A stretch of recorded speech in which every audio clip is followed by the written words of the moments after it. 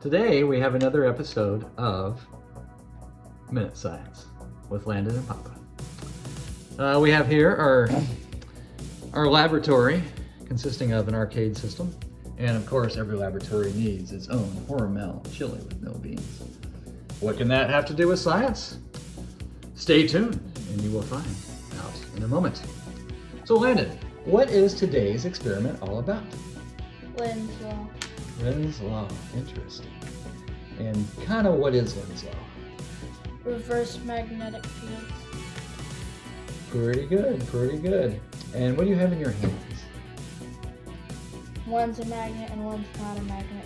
Can you tell from looking at it? No, we can't. We can't. Well, maybe this is a good place for us to see how fast these things fall in a gravitational field. Can you go stand over there and drop them at the same time? Let's see how fast they fall. I'll do a 3, 2, 1, drop. Well, audience, it looks pretty much like a tie. Bullet number 1 and bullet number 2 seem to fall at the same pace. Now, Landon, let's figure out which one's magnetic and which one is not with our handy-dandy Hormels.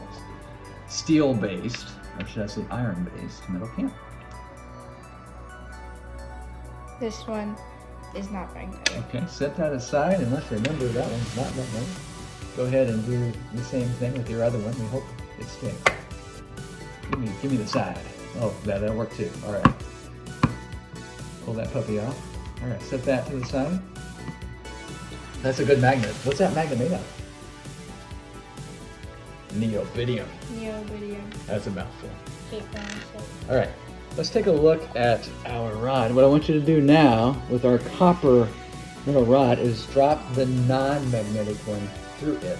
And I'm going to do a close-up of this channel so you can see how fast it falls. 3, 2, 1. Whew, that was fast. It seemed to have fallen at the same speed as it did with gravity. Do you want to let that guy come out?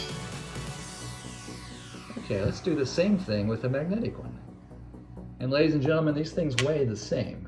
They're just magnetic versus not. Drop her in there. Let's see our slot. 3, 2, 1, drop. How? That seemed like it was magic. Get that puppy out of there. Let's see what's going on. I bet you know. Let me ask you some questions about what just happened. All right. So, in your words, why did the magnetic one go fast or slower than the non-magnetic? Because with great power comes great responsibility. responsibility. That's it. That is it. Copper has great power. It has great power to create what? Electricity. Yes. And what causes it to make electricity?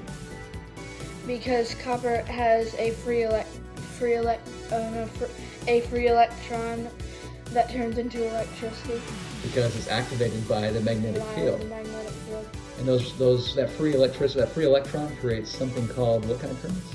Eddy currents. Eddy currents. And those eddy currents create what? A reverse magnetic field. Which pushes against? The magnet. That's it! You just summed up Lind's Law in a very short bunch of words. Thank you so much. Well, that is the end of our episode today. Thank you for joining. If you liked it, please hit the like button and/or subscribe. Thank you.